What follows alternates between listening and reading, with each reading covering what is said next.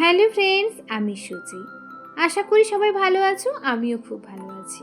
তোমাদের আবারও স্বাগতম আমার চ্যানেলে, যেখানে আমরা একদম সহজ উপায়ে বানাই দারুণ সব টেস্টি আর ইউনিক রেসিপি। আজকের ভিডিওটি কিন্তু খুবই স্পেশাল, কারণ আজ আমি তোমাদের দেখাবো একদম রেস্টুরেন্ট স্টাইল ডিমের অমলেট কারি। হ্যাঁ, ঠিকই শুনেছো, সাধারণ ডিমের কারি না, এটা হলো অমলেট দিয়ে তৈরি একদম রিচ, মশলাদার আর সুপার টেস্টি একটা ডিশ। আমরা সবাই বাড়িতে ডিমের ঝোল বা ডিমের কারি খাই, কিন্তু কখনো কি ভেবেছো অমলেট দিয়ে কারি বানালে সেটা কতটা আলাদা আর সুস্বাদু হতে পারে? বাইরে রেস্টুরেন্টে খেলে এই ধরনের ডিশ অনেকেই অর্ডার করে, কিন্তু বাড়িতে বানাতে গেলে সেই একই টেস্ট অনেক সময় আসে না। তাই আজকের এই ভিডিওতে আমি শুধু রেসিপি দেখাবো না, আমি তোমাদের সাথে শেয়ার করব এমন কিছু সিক্রেট টিপস ও ট্রিক্স যা তোমাদের রান্না হবে একদম রেস্টুরেন্টের মতো। কিভাবে অমলেট নরম ও জুসি রাখবে, কিভাবে গ্রেভিটা খুব ঘন হবে, রিচ আর পারফেক্ট কালারের হবে, আর কোন ছোট্ট ছোট্ট ভুলগুলো এড়িয়ে চললে তোমার রেসিপি একদম পারফেক্ট হবে। সব কিছু আমি একদম স্টেপ বাই স্টেপ একদম ডিটেলসে দেখাবো। আর একটা কথা, এই রেসিপিটা কিন্তু খুবই কম সময়ে খুবই সাধারণ উপকরণ দিয়ে বানানো যায়, মানে বাড়িতে থাকা কিছু সহজ উপকরণ দিয়ে। বাড়িতে হঠাৎ গেস্ট চলে এলে বা কিছু স্পেশাল বানাতে চাইলে এটা একদম পারফেক্ট অপশন কিন্তু। তাই ভিডিওটি একদম স্কিপ না করার অনুরোধ রইল, শুরু থেকে শেষ পর্যন্ত দেখো, কারণ শেষে আমি শেয়ার করব কিছু এক্সট্রা প্রো টিপস, যেগুলো তোমাদের রান্নার টেস্ট একেবারে অন্য লেভেলের নিয়ে হবে। চলো তাহলে দেরি না করে ভিডিওটি শুরু করা যাক। এই রেসিপিটা একটু স্পেশাল, কারণ এখানে অমলেট প্লাস আলুর কম্বিনেশন গ্রেভিকে অনেক বেশি রিচ, ঘন আর সুস্বাদু করে তোলে। চলো একদম স্টেপ বাই স্টেপ ডিটেলসে দেখি। আমি এখানে মাঝারি সাইজে দুটো আলু নিয়েছি। দুটো আলুকে ভালো করে পরিষ্কার করে ডুমো ডুমো সাইজ করে কেটে নিয়েছি। মটরশুঁটিটাকে ছাড়িয়ে নিয়েছি, আদার টুকরো নিয়েছি, ধনেপাতা আর টমেটো নিয়েছি। এবার একটা কড়াই বসিয়ে দিলাম, তার মধ্যে 2 চামচ সরিষার তেল দিয়ে আলুগুলোকে হালকা গোল্ডেন করে ফ্রাই করে নেব।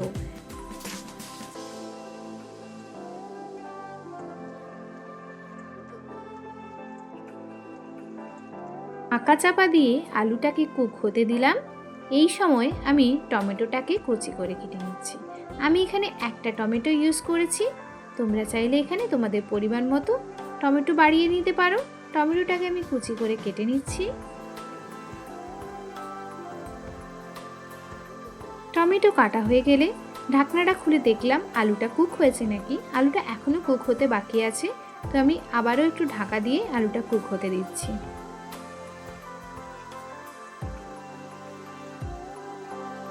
এই সময় আমি পরিমাণ মতো লবণ দিয়ে দিলাম আলুর মধ্যে।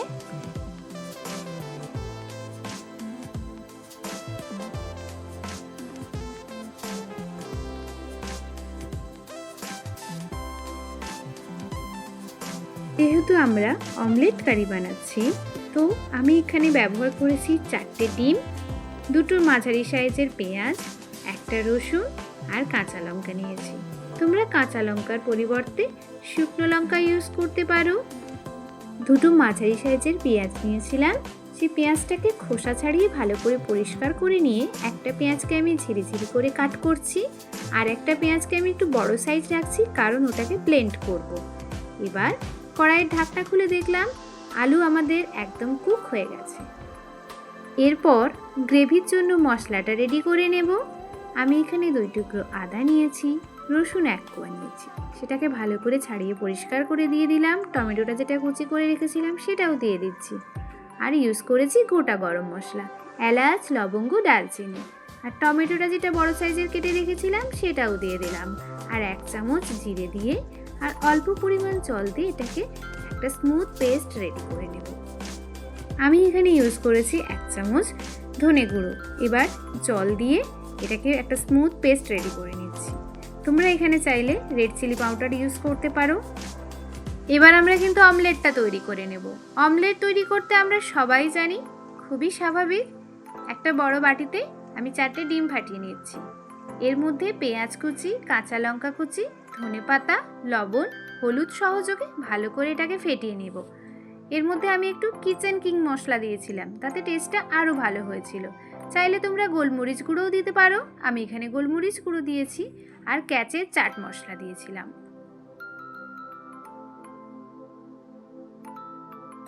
এবার আমি একটা টিপস বলি, ডিমটাকে 2 থেকে 3 মিনিট ভালো করে বিট করবে অবশ্যই, তাতে দেখবে তোমাদের অমলেটটা একদম নরম ও ফ্লাফি হবে। এখন একটা প্যান বসিয়ে দিলাম, সেই প্যানের মধ্যে 1 চামচ সরিষার তেল দিয়ে দিচ্ছি। একটা মোটা অমলেট বানাতে হবে, পাতলা নয় কিন্তু। 2 পাশ গোল্ডেন করে ভেজে নেব। ঠান্ডা হলে এটাকে স্কোয়ার বা ডায়মন্ড শেপে কেটে নেব।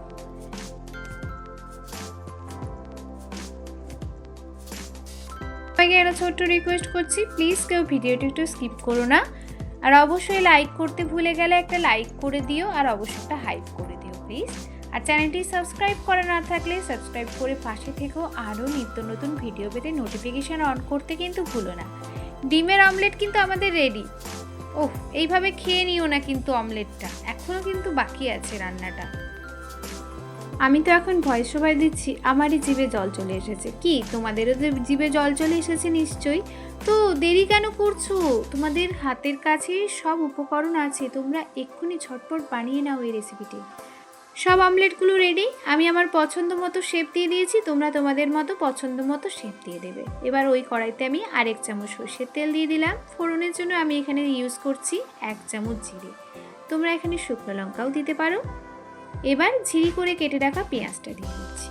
পেঁয়াজটাকে গোল্ডেন ব্রাউন করে লো ফ্লেমে আমি ভেজে নিচ্ছি।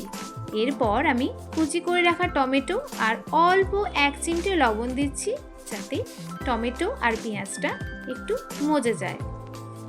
পেঁয়াজ আর টমেটোটা ভাজার সময় আমি এখানে ইউজ করেছি একটা তেজপাতা। পেঁয়াজ আর টমেটোটা মজে আসার পরে আমি পেস্ট করে রাখা মশলাটা দিয়ে দিচ্ছি। গ্রেভির জন্য তৈরি করে রাখা যে মশলাটা, এবার আমি সেটা যোগ করছি। এই সময় আমার গ্যাসের ফ্লেমটা কিন্তু মিডিয়াম ফ্লেমে ছিল।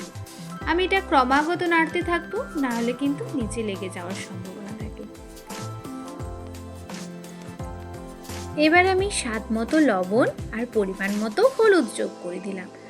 মশলাটা কষাতে কষাতে যখন তেল ছেড়ে আসবে, তখন আমি মটরশুঁটিগুলো ইউজ করে দিচ্ছি।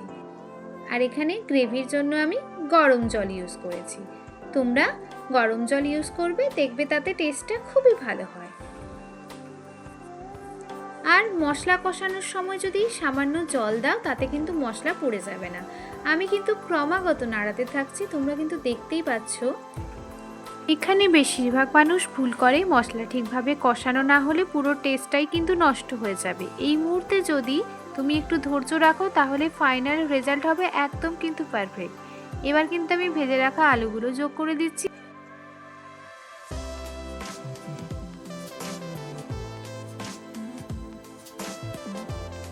এখন আমি প্রয়োজন মতো ফুটন্ত জল দিয়ে দিলাম। গরম জল ইউজ করবে অবশ্যই। আমি কিন্তু গ্রেভি বেশি রাখবো না, একটু শুকনো শুকনো মাখা মাখা করব, তাই আমি আমার পরিমাণ মতো জল অ্যাড করে দিলাম। তোমরা তোমাদের মতো গ্রেভি পরিমাণ বুঝে জল দিতে পারো। আলুটা আমি ভেজে রেখেছিলাম, তখন থেকে কিন্তু আমার আলুটা অনেকটা কুক হয়ে গেছিলো।